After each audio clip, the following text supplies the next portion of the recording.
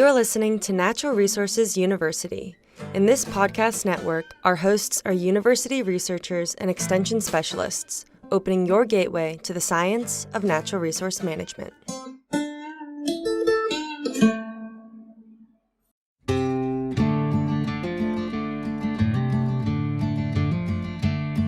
Welcome to Fire University.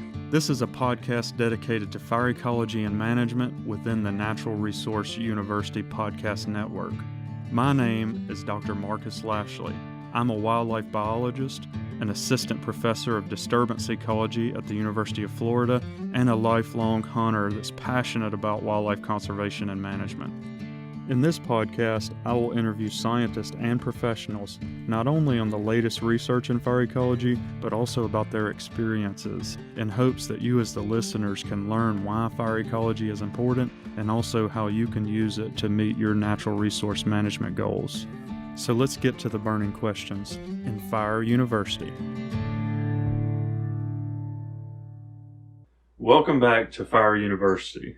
So today, I'm here with several graduate students, and we are all in northern Mississippi, and I guess they've graduated now. I call them graduate students, as former graduate students. If we haven't, I don't know about that. Yeah. Did I sign your thesis? I can't remember. Digitally, the whole COVID way. Yeah, the COVID way. So, so Rainer Nichols, Mariah Bogus, and Jacob Dykes sitting here with me that wanted to talk to everybody about what they've learned about fire over these past several years. And even a couple of you, I guess, still use fire for one reason or another. Rainer, probably most directly, you're actually a fire manager, right? Yeah, that's right. I'm a prescribed fire program manager over Camp McCain and Camp Shelby in Mississippi, the two military installations in the state. Yeah, so two pretty big areas. Y'all use fire quite a bit to meet objectives from several different angles, I'm guessing. Yeah, several different angles, varying to, ensuring military training all the way down to management for threatened and endangered species such as the gopher tortoise and black pine snake. Nice. So you're burning for snakes. That's right. Do y'all do RCW work down there? We do, but Red cockaded woodpecker. we have them on Camp Shelby, but they're mostly on DeSoto, so Okay. they really handle most of the Yeah. DeSoto National Forest. I'm getting really used to abbreviations. I like Yeah. using more than ever now. So, well, speaking of that, what is your abbreviation now? I work for INDNR, Yeah, Indiana DNR. I was like, IND. That doesn't spell anything. Yeah. Indiana Department of Natural Resources, the deer biologist for Division of Fish and Wildlife. Yeah, so the state deer biologist now. Mm-hmm. And I guess they didn't give you a fire position. Is that because you weren't able to get any of your stuff to burn? They heard I'm too effective, actually. Oh, and, so not doing fire now. It was yeah. Yeah, they didn't want the whole state to burn. I see. There's too many hardwoods up there to burn. Yeah.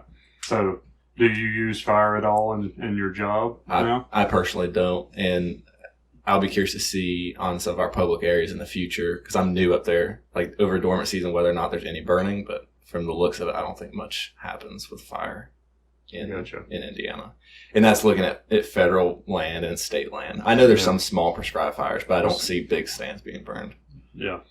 So not as big of a part of the culture there as it is here in the South. No, and the interesting thing is, especially where I live, like the federal and state land around there, there used to be a lot of timber harvesting up until 20 or 30 years ago, and it's gotten so much harder for them to cut trees. Mm-hmm. So if you look back at like the aerial imagery, like scouting for deer, like I've done on these public areas, you'll see these cuts, and they're just less and less. And even when they cut now, it's like 4 or 5 acres, these little group selections for oak regen. But every time they put up a bid for a stand to be cut, they just get hit with all these lawsuits. And that's like National Forest Service and so any it's state, difficult any to agency. get sunlight down to the ground. Yeah, which is why, like we talked about, disturbance is going away, and it's the same in the central hardwoods as it is in the Appalachians.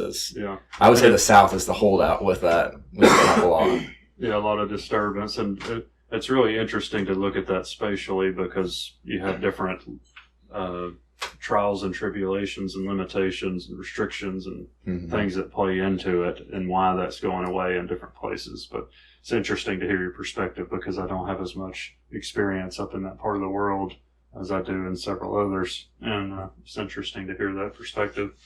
Well, speaking of different perspective, we have Jacob Dykes here as well. And you didn't study fire necessarily when you were working with me, but you were involved with fire quite a bit. And I know that you've learned a lot about it. And now you've moved to an even farther removed, I guess, place than Mariah did. So where are you at, Jacob?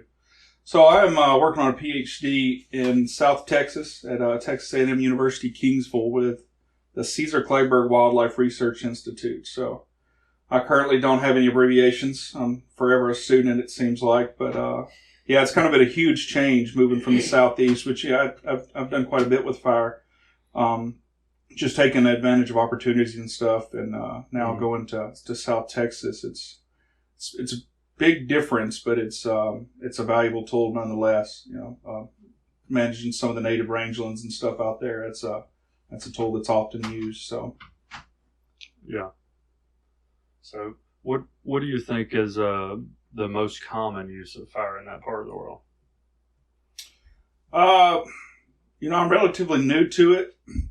You see people sometimes use it for brush management, but most of the time you're seeing them put it on the rangelands themselves. Mm-hmm. Some kind of rotation with cattle grazing or something like that. And so is it like a patch burn,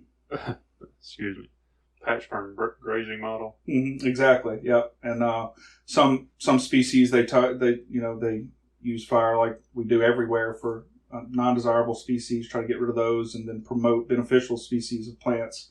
Yeah. There's some large scale studies going on. That's one thing that's been a big difference is going from, burning in pine plantations and hardwoods to now we're lighting these 1,000-acre fields on fire. And it's pretty impressive to see. Well, it's pretty interesting. We had Dr. Sam Fullendorf on a recent episode to talk about patch burn grazing and how important that is in his part of the world, and learned a lot of really cool stuff about it. So maybe we'll circle back around to that. I thought it'd be fun for us all to get together, and we're at a place right now that I think is kind of special to all of us, and I'm trying to do the same thing. Our listeners have probably listened to the other Upland Hardwood episode that we had, and I was actually there with all of my lab mates from a couple of decades, right? That we're all going back to the same place and hunting together, and I'm trying to create the same kind of thing here, and glad that you guys were able to come. But I think it's really fun for I've built some really close friends over the years coming back to that hunt with Craig Harper, and I'm trying to create that same sort of thing here, and I'm glad you guys are still trying to come back, and hopefully you're having a lot of fun. I think you'll build the really tight relationships with people over the years from this type of experience. So hopefully we can keep that going. But I thought it'd be fun for us to all sit down and talk about your experience. I know you got some experience during graduate school, and you may have even got some before that where you were really thinking about the research side of fire and trying to learn different things about it. I thought it would be really fun to hear your perspective on what you feel like you learned when you were going through school and the things, I guess, that made an impact on you when you were learning those. So does anybody have anything that kind of sticks out to them for something really awesome that you learned about it, or, some sort of gee whiz fact or anything like that? Man, the thing that got me with prescribed fire that blew my mind is just how many different animals they'll respond to that magnet effect. That magnet effect. That's what really got me interested in prescribed fire, and of course for my master's project I was looking at how that affected deer use and seeing if you could use fire to change when deer use landscape the most. Mm-hmm. But yeah, that was the number one thing for me, just that magnet effect that it's causing. Even to the degree, like when I was burning up at Camp McCain the other day, I was going through running a strip head fire, and I look behind me. There's turkeys jumping the flames, getting in the black. Wow. Already starting to Already feed. after it. One time I was at a training. I was doing a presentation on fire, and one of the folks in the crowd came up to me afterwards, and he said something to me, and it just was instinctual. I said, "Well, why do you think turkeys are black?" It immediately was like, that's actually a pretty good idea. What? Their redhead replicate the flames? Is that right? Yeah, maybe that's it. I don't know. But I know one thing, I have seen that happen, not necessarily jumping over the flame, but I've seen them standing on smoky logs a few times. Yeah. And it's pretty impressive, especially with turkeys, how quickly they're on top of it. I know that we've had instances, I talk about the one, I'm not going to bring it up again, but it was at the place that we're at where I bought the small scale fire and the turkey roosting. But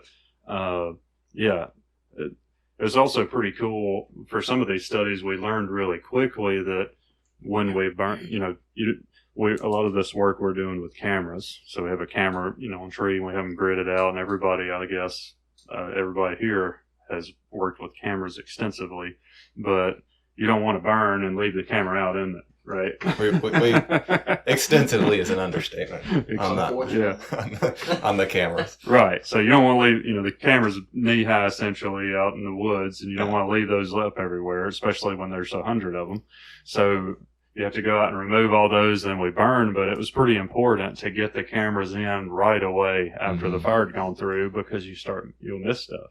Yeah. Things are on it so quick. I think, I like talking about like what Rainer was, the response of animals. One of the cooler things for me that I've noticed strictly in upland hardwoods is the plant response, where like we know what we should see as far as structure. I always think of what the response of the understory as like a structural response, and like obviously the Not structure, like compositional. Yeah, and like the structure is determined by the composition, but we never really think about I never really thought about the species.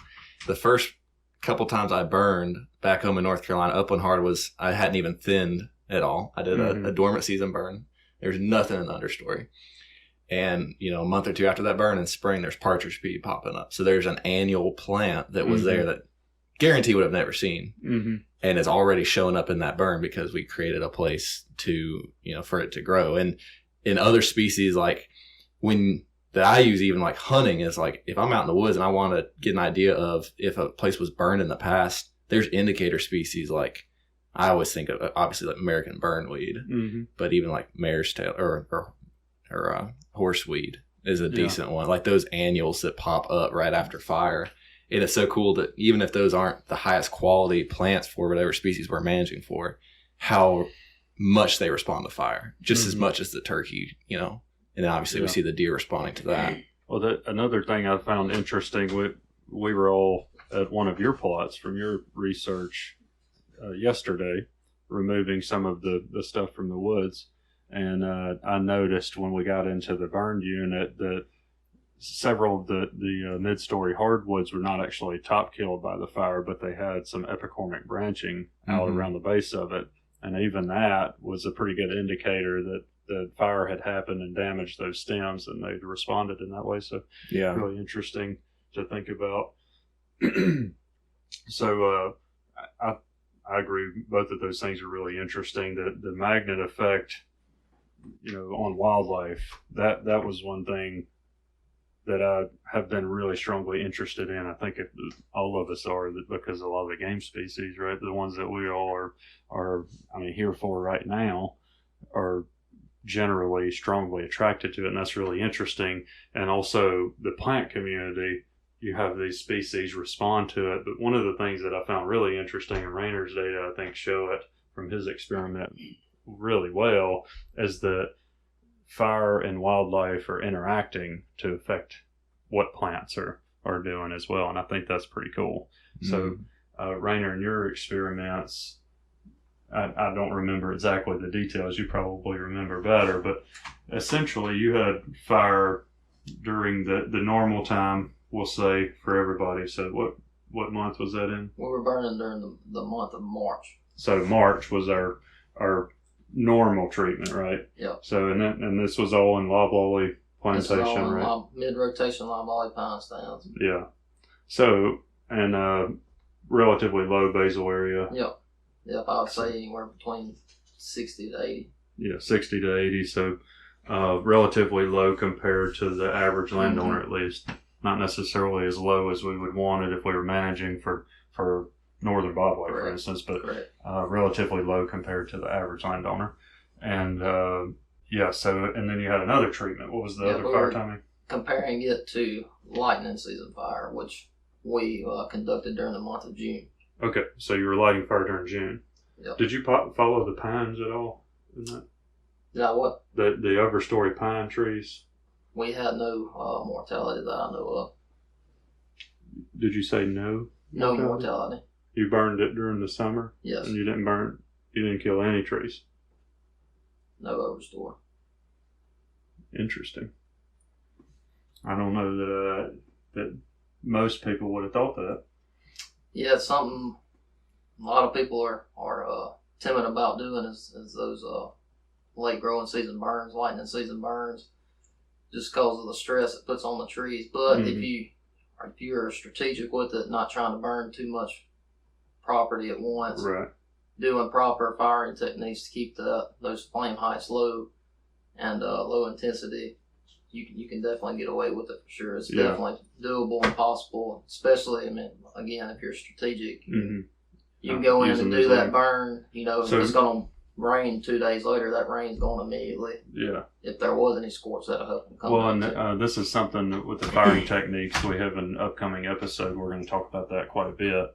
Yeah. And so we'll talk about how you might change your lighting pattern to accomplish some of those things. But I mean, I wish that I could have been out there and done all of this with you guys all the time, but the reality was I wasn't out there all the time. But I do remember going out to your site on one of the properties, and there were mid-story sweet gum in that thing. I mean, we're talking about 8 to 10, 15 foot even tall trees, full, just a full stand of it under that. And I remember burning in March on one of them. And then I remember going out on the June fire on one of them and then coming back and actually seeing what happened. So during the June fire that I was on, you have 9 or 10 reps of this, but the one that I made it to during June, I remember coming back and looking at that specific stand. I even have some footage so that I can put that online to show people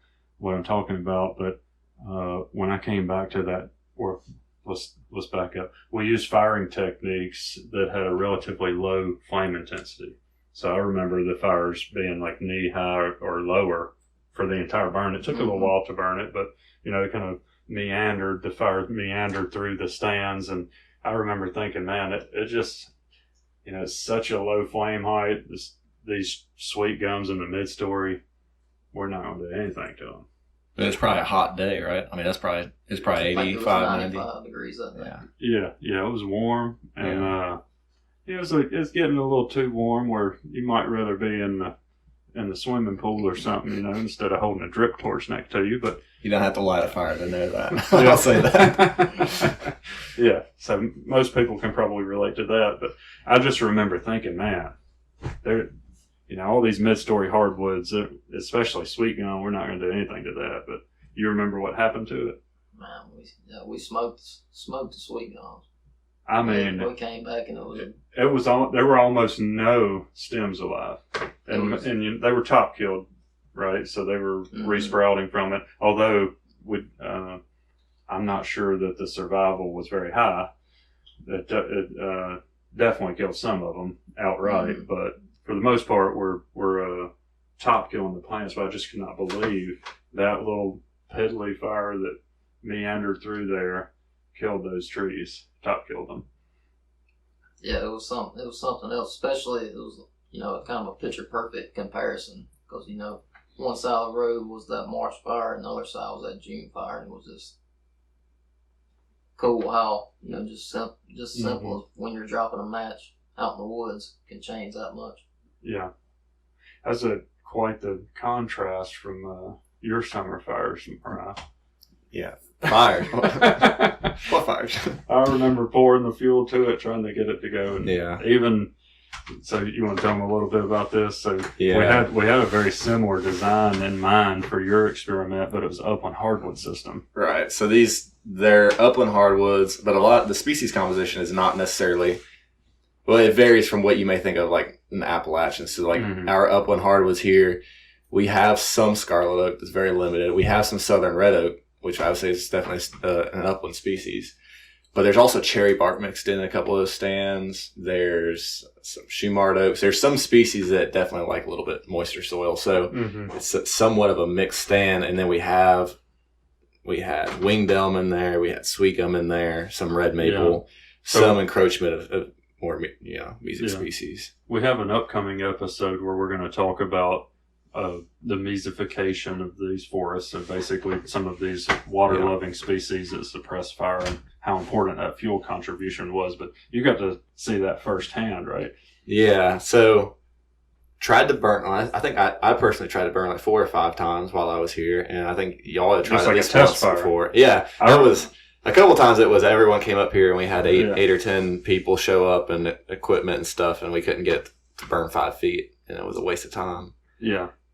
So there's a couple of things I think about that. One, I remember coming up at least once where we had a whole crew show up and we had picked, I don't remember what the exact conditions were, but it was the lowest relative humidity day that we had in a long time. It's probably 36 is what I remember. Yeah, it was in mid-30s. Mid to high 30s. Yeah, and 6 to 8 mile an hour wind speeds or something like that. And, just a really good day for burning. And it still wouldn't do anything. Why do you think that was? Well, it was because the ground moisture was still very high because we had rain within, I think, a week or a week and a half, which if we had enough air movement and sunlight in those stands, it could have dried them out. And that's something that, like in dormant season, in dormant season, you naturally have drier air. So those stands can dry out more quickly because the humidity in Mississippi in summer is right around that 90% most days and even high 90s. So there's not much of an opportunity for the site to dry out.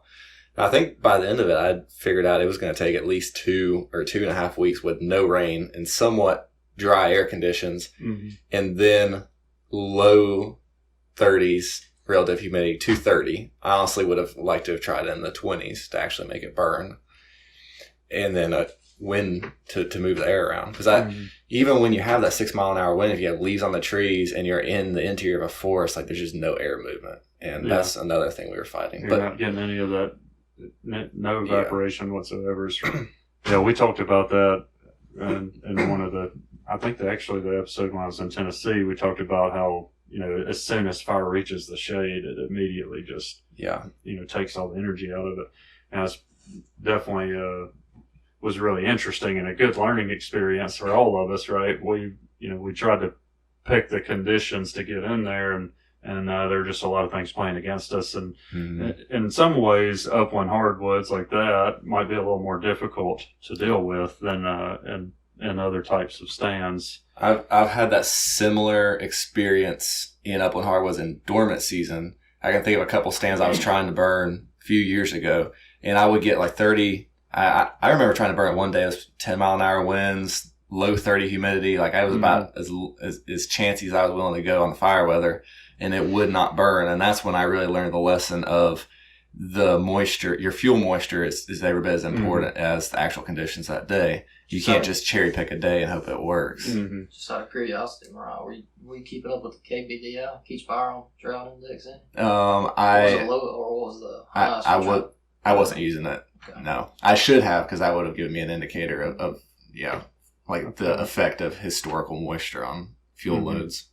But I was more just eyeballing it, and we see where it got me. But it was like, I think those... Didn't you study acorns instead or something like that? Yeah, I switched over to something I didn't have to light on fire. Yeah, but so like this is back home in North Carolina. I figured out that year I finally got a good burn in, and it was actually early growing season because it didn't happen till first or second week of May, and everything had greened up. But the reason that worked that day was that I had low 30s humidity. I had a lot of wind, Mm-hmm. and it hadn't rained for a week and a half or 2 weeks. And Yeah. and that's in dormant season when you have just about full sunlight getting to the forest floor to dry it out, and drier air. Yeah. And you're talking about the difference between hardwoods and pines, and you think about the texture of the fuels. And if you have, say, a white oak leaf laying on the ground or a chestnut oak leaf or whatever, there's so much more surface area that's underneath that leaf that's not exposed to air compared to pine duff, where each leaf is so small, each needle, that the air can move through it so much more easily. Yeah, and the chemistry of them is quite different. Yeah, we're going to talk about that quite a bit in an upcoming episode when we're thinking about different kinds of fuels. But yeah, it's really interesting to trying to burn in these different systems. And, thinking about these different effects. In some cases, like what we were studying with Rainers, even, we have this interaction where you burn, and it depends on the timing of the fire directly has implications for which plants are surviving it or being top killed, and how many of them has implications for how the strategy that you use, how fun it is for some people. But it also changed the timing of wildlife use and even which plants they were choosing to eat when they came in there, right? That's right, and that's what I found, really awesome when it came to that. You basically termed the term mineral stumps, but, we were creating those mineral stumps like you were talking about with sweet gum out there on the landscape, but, on 10 a acres huge of it. scale. Yeah. As compared to, actually creating stump sprouts, or mechanically creating stump sprouts. Right. Jacob was out there with me on that original experiment where we actually just went out there and cut a bunch of trees down. You remember that? Yeah, that was fun stuff. That was kind of mind-blowing how that all came to be. I mean, I guess it's something that was, it's obvious. We've all walked past that stump that's sprouting, and it's been just demolished by deer and whatever else. And I've never paid attention to them. So that was kind of a really neat project. Yeah, so you were in there. I mean, you had a lot of, you didn't study fire per se for your master's, but you had a lot of legacy knowledge, we'll call it. Yeah. I'd I like to think think you were so. the first student to graduate, right? Yeah. Were you the first one to graduate from the lab at all? Yeah. Yeah. It's the first one, That's what I was thinking. So you're the legacy knowledge here. He proved it could be done. Yeah. It was possible. It can I happen. paved the way. Yeah. No, it's been really neat being closely related, and I'm learning stuff on this podcast right now, of course, because these guys know fire much better than me. But I've had the opportunity to be pretty close with it, and y'all have brought in some really good points about how it differs in pine straw versus oaks and stuff like that. I mean, if you've ever tried to rake wet leaves, it kind of goes to what you were saying. That stuff, it sticks together, doesn't want to dry out, and yeah, it's just been really, really interesting. I think the coolest thing to me early on learning about fire was it's got a negative attitude about it. A lot of people I think are intimidated by it, and learning the utility of it and how, like Rainer said, it can benefit a plethora of different species, and it can be done in 1,000 different ways to reach management goals. It's really, really neat. I mean, you can study fire in itself and learn forever, Yeah.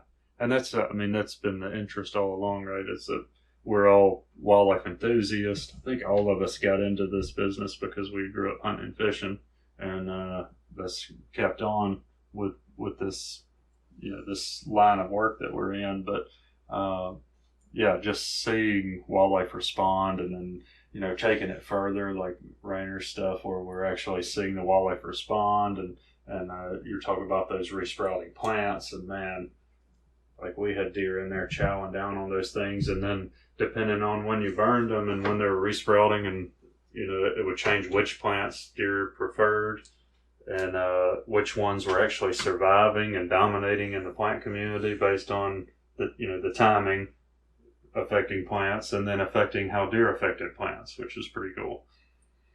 Yeah, it was definitely a cool project. I really enjoyed my time looking at everything, and I'm sure you're still looking at some things from it too. But I've learned a lot from that project, and I was glad to be the one to do it. Yeah, I think that we will learn a lot from it, just in general, from a science standpoint. There were some really interesting things, and we were linking a bunch of ideas, and that's one of the things that I really like about several of these fire projects, and some of the other ones that we'll talk about in future podcast episodes. We were building on this idea that the timing might matter, and we were trying to do that in different systems, and had a student work in Prairie, one working in South Mississippi and Longleaf, and then tried to do it in upland hardwoods, and then you did it in the loblolly pine plantations. So we were trying to look at some of these ideas, across all these different systems, and unfortunately, it didn't work out as well for Mariah because he's not a pyrophite, apparently. I'm curious whether there's actually been a true burn day for those stands since their creation in 2018.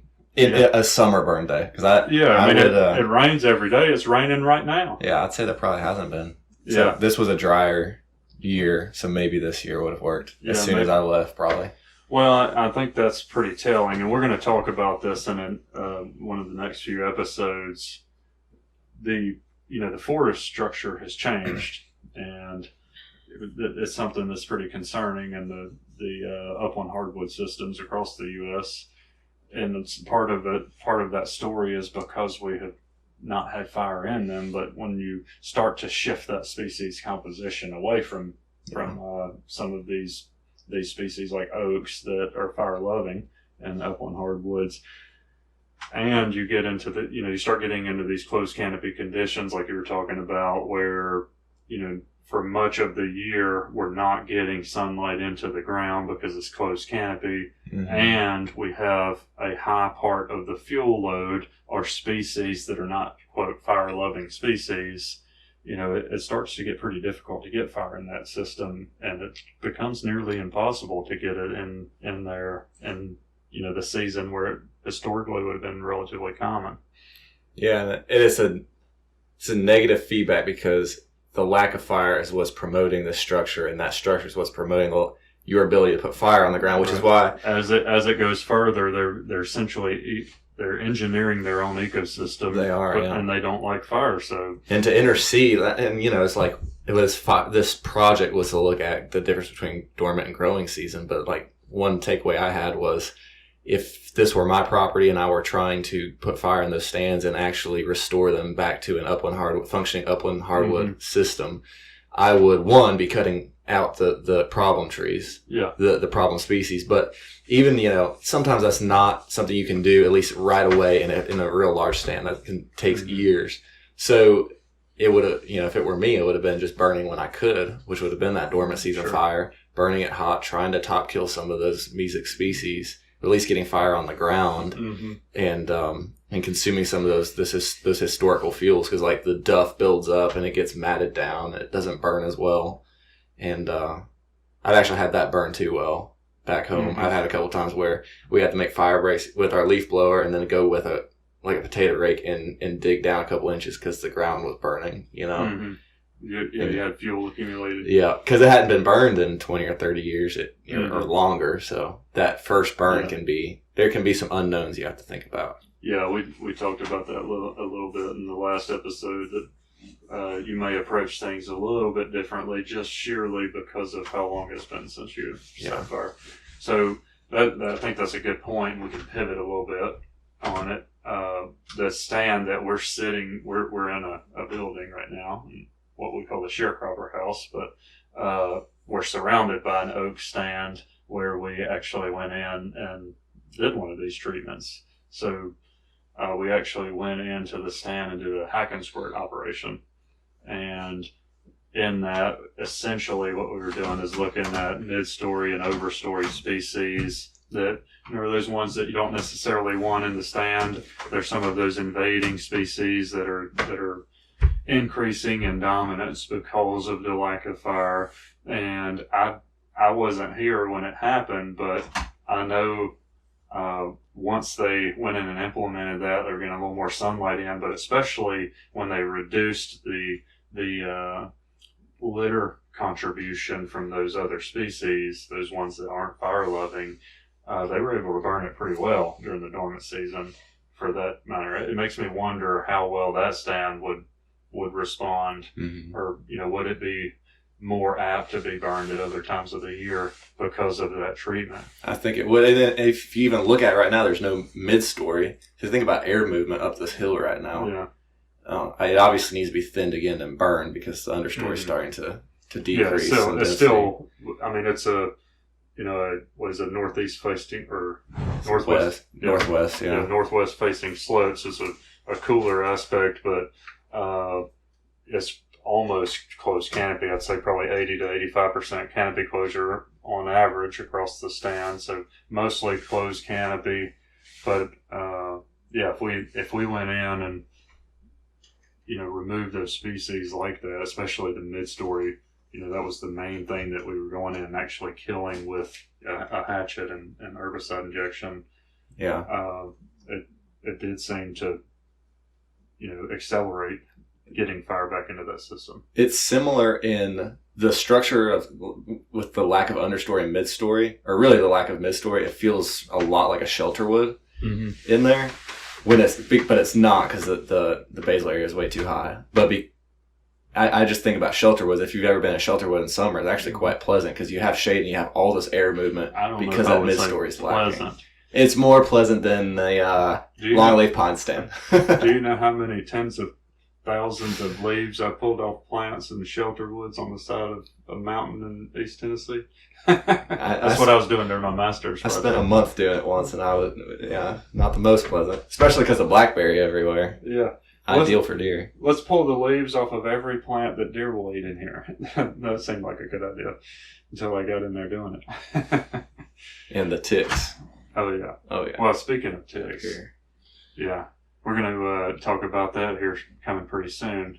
There was something else that was really interesting, was just, we were following all kinds of things and trying to take advantage of the situation. And you have a bunch of gung-ho graduate students who start collecting all kinds of data. And one of the things that we collected, and we'll just talk about it real briefly, is tick data, right? I know that for me, when the red meat allergy became a thing, I got a little bit nervous about ticks, and then, for me... So you made us go collect the ticks. Yeah, so I was like, hey guys, go roll around and see how many ticks you can catch. So... I remember my first day up here, you were telling me how bad the ticks were. This is like my first or second day on the job. And I got a bunch of ticks, and I thought to myself, if I can make it through 2 years down here and not get a tick-borne disease or a red meat allergy, I'll be doing really good. Yeah. Well, somehow that might have happened. I don't know. The really interesting thing about this property is, it's upland hardwoods. It's always been upland hardwoods for the most part up here. And the landowner, that he's been living on it his entire life essentially, and hunting on it. He loved quail hunting when he was a kid. Now there aren't any quail, and we're trying to restore some back. But I asked him one time, what are the biggest things that have changed about this property over the years? And he said, well, there aren't any quail. And when I was a kid, there were quail everywhere. And I was like, okay. He said, when I was a kid, I didn't even, I rode around here quail hunting, walking around, playing in the woods, and didn't even know what a tick was. Or a deer. Yeah, or a deer for that matter. He didn't know what a deer was. And I was like, huh.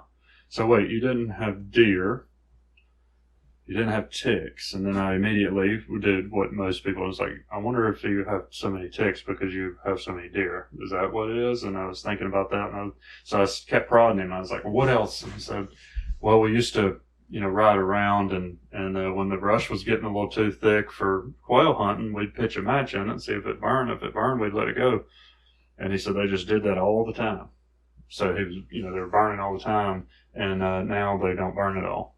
So, and we're trying to restore some of that, but I just thought that was really telling, and it really is a story that's happened everywhere, right? We have more deer in a lot of places, and much less fire in almost all places, and those two things are probably intersecting to affect something like tick abundance. And so we actually started looking at that, and you guys were, I guess, interested enough that you were putting these traps out to catch ticks while you were thinking about all this. But really what stimulated that interest for me was the red meat allergy, because I don't want it. Yeah. I mean, what? And I couldn't figure out, why is there so many ticks everywhere? And you guys were doing these really cool experiments, and it seemed like a good opportunity for us to try to understand two really major contributing factors and how they might play together to affect the abundance of ticks that we're seeing today. So what in general happened when you were looking at the ticks? We caught a lot. That's what generally happened. We caught a lot on myself and on the traps. Yeah. So in general, we'll hit the high points. Dormant season fire. And this is in the pine stands and in upland hardwoods, did not affect tick abundance. So these were March fires. So even though you burned, it didn't matter. Yeah. It's the same amount of ticks over 2 years. Yeah. And so those were burned spring of 2018. And we measured ticks we trapped ticks at the end of August, beginning of September 2018 and 2019. Mm-hmm. And there was no effect of dormant season fire either year. And in a normal burn season or burn rotation in these stands, or, to meet most objectives, most people would be on a 3-year rotation. So you essentially looked at the year after, and then the next one you'd be burning again, right? Yeah. Yeah. So then the next piece that falls into this is the growing season fire, which, as we talked about, we did not have that treatment in the upland hardwood stand, so we couldn't look at that. But in the pine stand and on Rayner's study site, it decreased tick loads.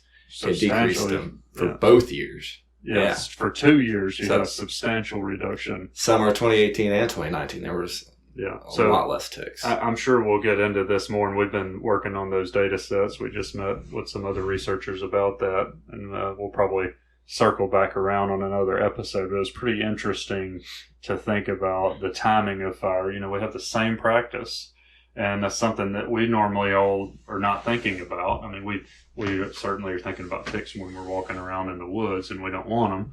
But we're not necessarily thinking about tweaking a practice, especially the same practice, to manage things like ticks. And that data is some preliminary evidence to strongly suggest that we might ought to be thinking about timing. And in stands like, we may need some other intervention to think about timing in stands like what you worked in, Mariah, for your master's. The scariest thing about that too is I think 99% of those ticks we caught, 99% were Lone Star ticks, which is the tick, of course, responsible for red meat allergy and starry. They're definitely a tick you don't want on you. Right. So and that reason to burn. The thing that really was shocking to me about that whole thing, and I don't want to get into it in too much detail, but there's a laundry list of things that you can get. Oh, we don't know. And there's illnesses out there we still don't know about. The one that really scares me is that in my research came across the how you can become temporarily paralyzed from a tick bite, where all of a sudden you just start. I've heard of that with dogs. You start losing your ability to move. You become debilitated, and if you don't find the tick, you wouldn't even be able to pick it off you. Someone picks it off of you, or you find it in time, and your movement will come back in an hour or two. But tick paralysis. Oh yeah, tick paralysis over a day, 24 hours. Yeah, my girlfriend is she's finishing up vet school right now and had a case come in 2 months ago, and the dog just kind of in a week or so had become paralyzed, whole back end, and they found a tick, removed it, and within 24 hours was running around. Wow, that's incredible. Can you imagine that? Amazing. Like if you were laid down in bed and couldn't wake up, like got up in the morning, could not get up, what would you be thinking? Not ticks. Yeah, you'd be like, I'm paralyzed and I don't know why. That's crazy. Yeah, just a couple months ago. So I'd never heard of that either. So I was kind of mind blown. But the point is you don't want to get bit by one. Yeah. And it's funny because one way we might avoid getting bit by one is to use fire a little more. Sounds like, especially if it's strategically during the year. Because they're out. Found one today.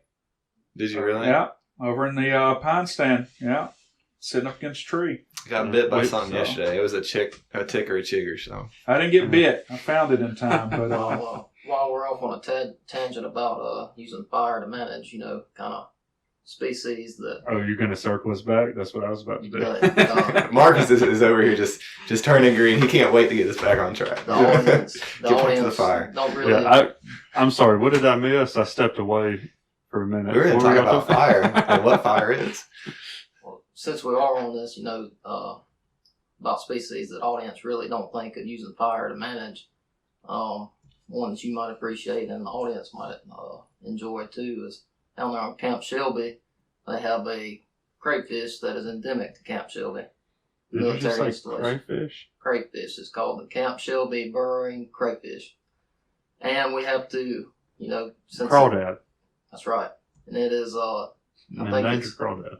Yep, and so we have to go in, laws and regulations. We have to go in and manage those wetlands that those crayfish are endemic to. We'll prescribe fire to prevent that mesification from happening, as well as promote, pitcher plants that are also endemic to those wetlands. Is there a particular time of year you have to do that in their life cycle for the crawfish?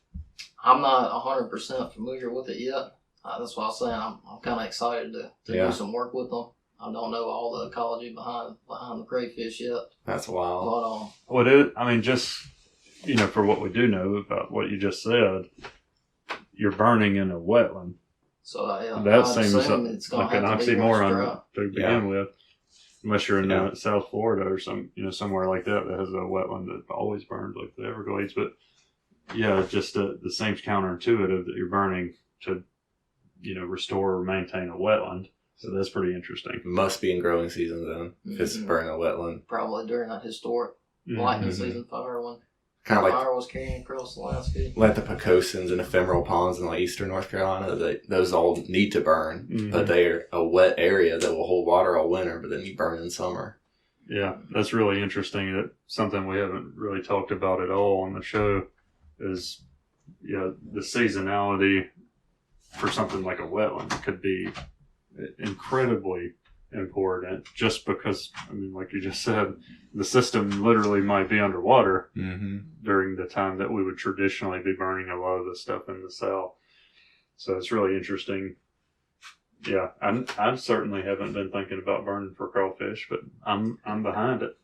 You need to start that Crawfish University now. It'll just be about eating crawfish though, because this is Mississippi, right? Yeah.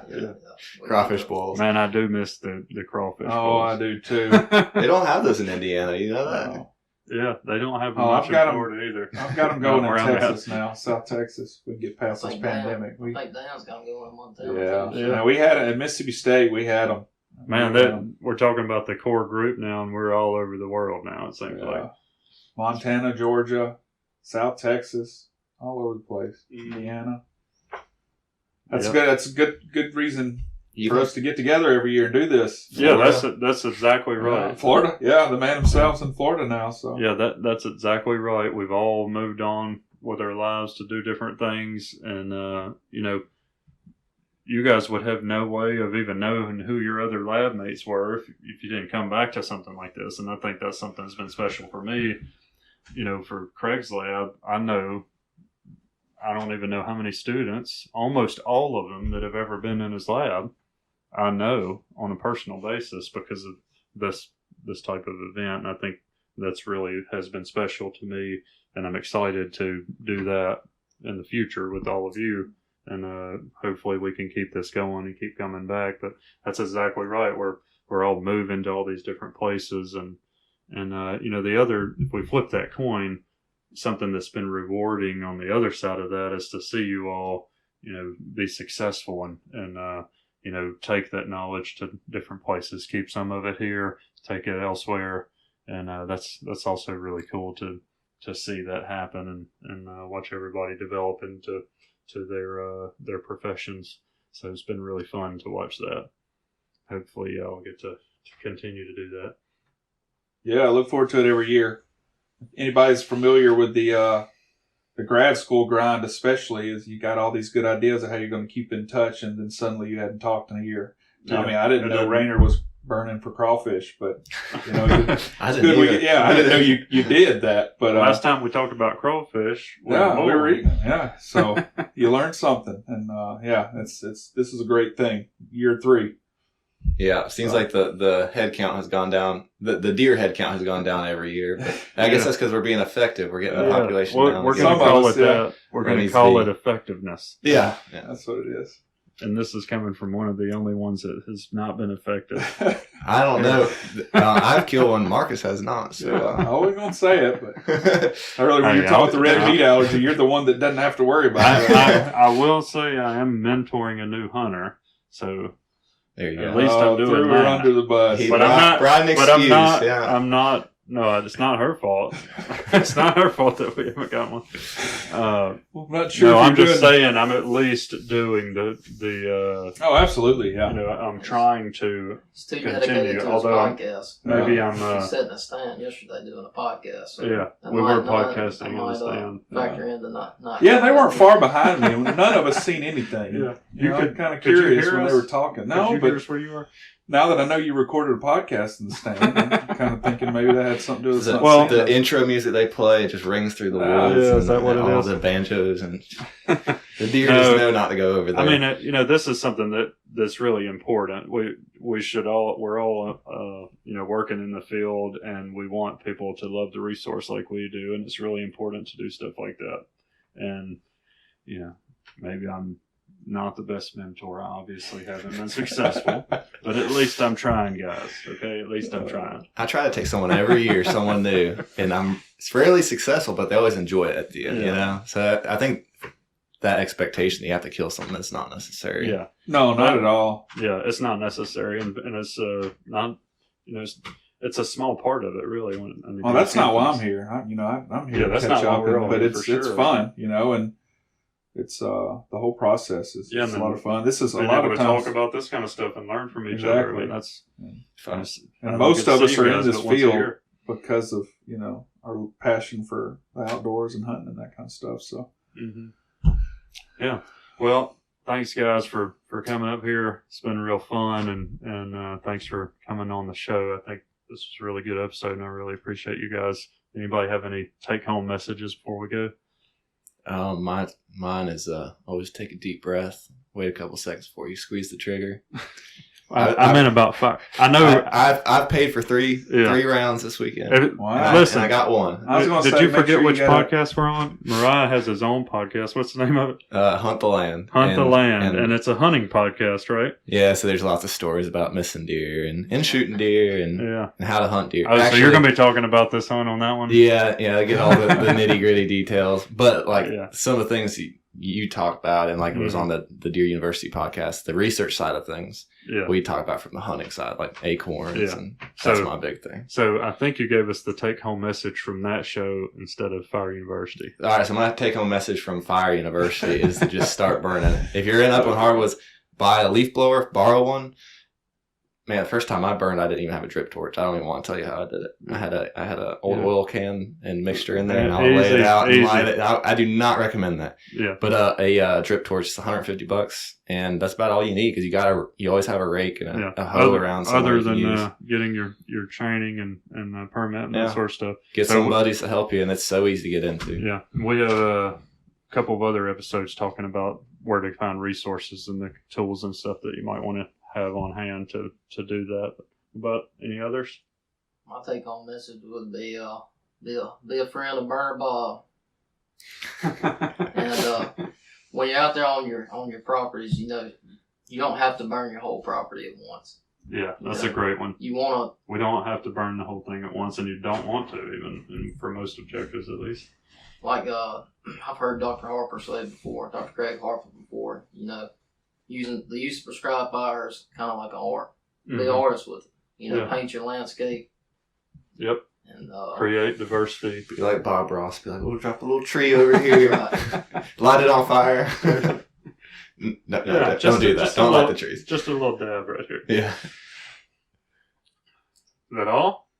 I guess the only thing I would say is these days the information is at your fingertips. I mean, there's fun little pamphlets. You don't have to read big documents. I mean, you can look at pictures. So if there's this kind of negative attitude a lot of times with fire because it can be a scary thing. But the information quick Google search will tell you exactly how to do things, when to do things, and there's always So all you have to do call, is Google at UF Deer Lab or absolutely MSU Deer Lab. MSU Cares, there's website after website. There's all these resources available. I like that too. Yeah, So you have a world at your fingertips. Yeah. I remember it can be scary. Just about every state that I'm aware of has State Forest Service with a program to get you certified to burn and provide resources. I went through the short course years and years ago, and it was, very educational. In North Carolina, and the thing I learned the most that I became comfortable with was fire weather. And being able to tell before you go out in the field whether or not you should be out there to start with. Mm-hmm. And obviously, maybe I should have learned more as far as I was there on the side of caution, and it wasn't necessarily good enough to burn, but those courses are helpful. Try fire, almost as much a meteorologist as you are. Yeah, absolutely. You get even more frustrated with the weatherman than you do when you walk outside and you're going to work and it rains. Oh yeah. All right, guys. Well, let's go hunt. Let's do it. See y'all later. See you. Thank you. Appreciate it.